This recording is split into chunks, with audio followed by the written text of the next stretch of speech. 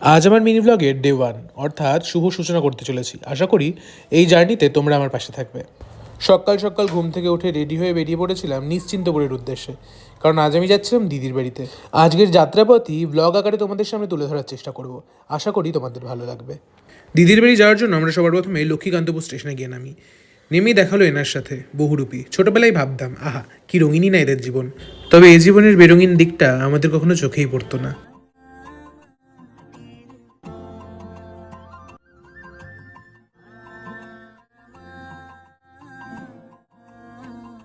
অবশেষে পৌঁছে গেলাম নিশ্চিন্তপুর মার্কেট হল।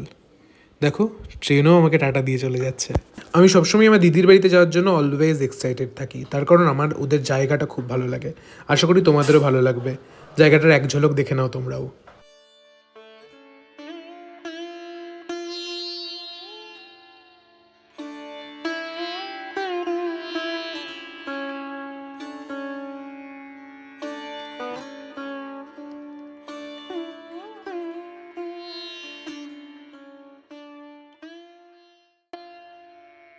কি কেমন লাগলো বলো জায়গাটা? এখন সন্ধেবেলা নদীর ধার থেকে ঘুরে শাপলা খেতে খেতে বাড়ি যাচ্ছি।